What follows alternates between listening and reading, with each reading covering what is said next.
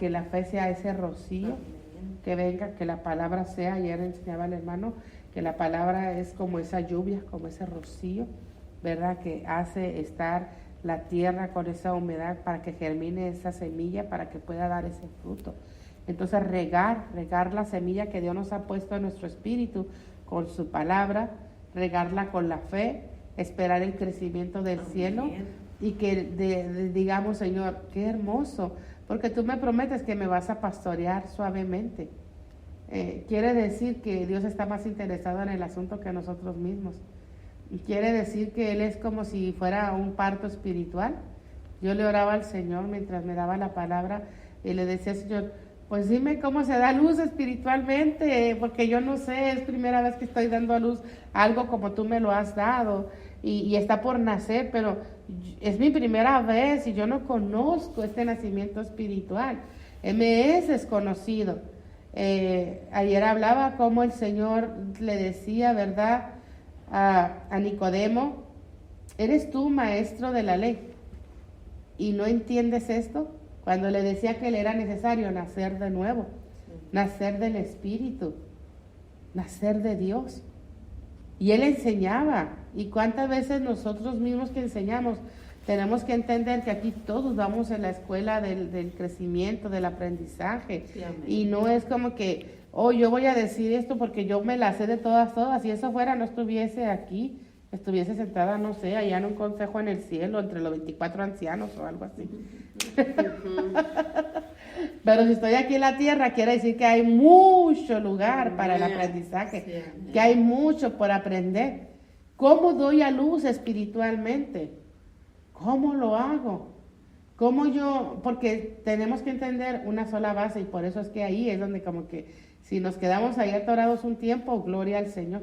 Y es que nuestro Dios es santo. Sí, amén. Él es santo. Y lo que nace en Él es santo de igual manera. Entonces, por eso es que no podemos ser tan sabiondos. No, porque yo pudiera decir, ay, hermana, A, B y C, y le va a dar de resultado que usted va a tener sus hijos espirituales. Porque no le pasa que aunque tengamos hijos espirituales, pero aún cuidar de esos hijos espirituales, necesitamos de esa gracia, de ese favor del cielo. Necesitamos reconocer que solamente Dios es el que da el crecimiento. Y que nosotros tenemos un cuidado hasta un cierto límite. Pero después de ahí entra el poder ilimitado de Dios. En otras palabras, somos guiados para guiar, enseñados para enseñar, instruidos para instruir. Y como yo voy a dar, por decir, un ejemplo natural para poder entender lo que estoy diciendo. Una persona que ya parió, que ya concibió, que ya dio a luz un niño, ¿verdad? Que ya no es primeriza, ya tuvo su primer hijo. Si está a la par de ella alguien embarazada de su primer hijo y a punto de dar a luz su primer hijo, ¿verdad que la otra le va a poder guiar un poquito más, orientar un poquito más y decirle un poco más de qué manera pueda respirar o que tenga calma cuando llegan los dolores o le va hasta hablar quizás hasta un poquito cómo va a ser su experiencia cuando ya esté en el quirófano, cuando ya esté por dar a luz? ¿Por qué? Porque ya lo experimentó, ya lo vivió. Entonces, ese es el anhelo de mi corazón, que el Señor levanta en esta generación esos Pablos, por decirlo así, que sean como las parteras para los Timoteos, que van a dar a luz, poniendo el mismo ejemplo de la que ya dio a luz a la que apenas va a dar, porque necesitamos ser instruidos en la palabra.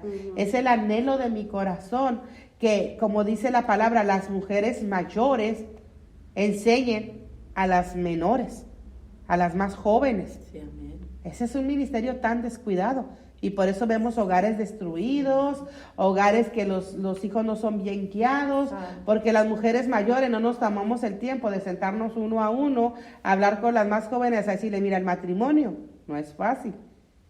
Mira, más a la recién casada. Ay, mija, tú ahorita estás como en una nube de algodón y en una luna de miel. Pero mira, la realidad es que este compromiso lo has hecho de por vida. Sí. Y se vive de esta y esta manera. Sí. Y para darle los pasajes bíblicos y enseñarles. En otras palabras, que Dios nos ayude a ser esa generación que así como Él nos ha tomado de la mano, que así nosotros podamos tomar a otros de la mano. por amor, porque por amor lo hizo Dios con nosotros, no esperando a cambio nada.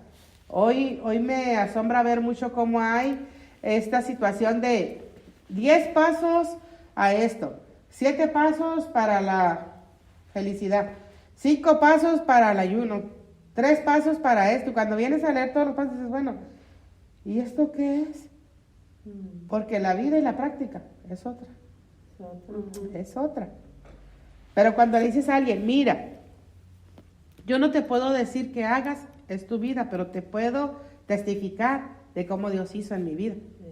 Cuando tú hablas tu testimonio, das a luz tu testimonio y compartes tu testimonio, le das esa guianza a muchas personas y esperanza, que así como Dios hizo contigo, así Dios puede hacer con ellos. Es una manera de dar a luz. Sí. Y cuando no estamos, vaya, por decir así, capacitados en eso, por ejemplo, yo estaba cometiendo el error de decirle, no, Señor, yo no quiero testificar, me duele testificar.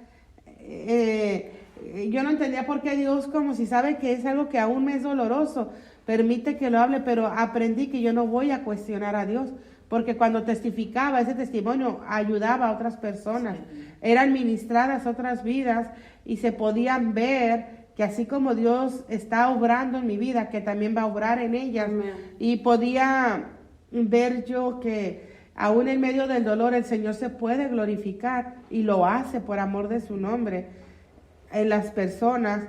Entonces uno dice, bueno, Señor, a mí qué me importa ya mi testimonio, si me avergüenza o no me avergüenza, o me duele o me lastima, con tal que otro reciba bendición y que mi misma vida siga siendo sanada y restaurada.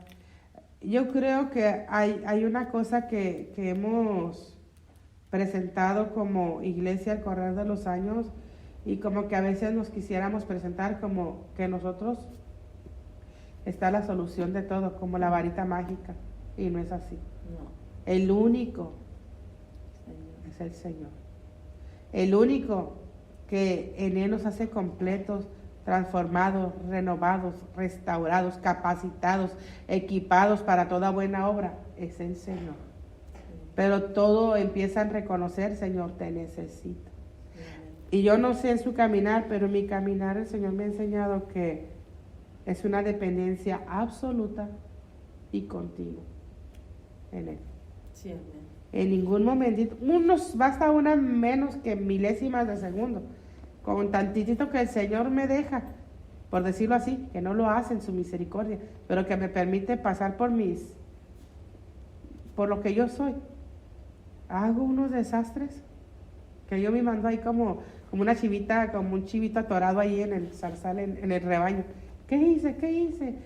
Y me atoro, porque yo misma en un segundo me doy de cuenta que soy un desastre. Pero cuando clamo al Señor, como el buen pastor, y me atoré, me equivoqué, Dios dice, no te preocupes, déjame te desatoro, déjame te corrijo, déjame te instruyo, ovejita, y sigue tu camino. Y cuando te lastimes, no te preocupes, que yo voy a venir a sanar tus heridas, a vendarlas.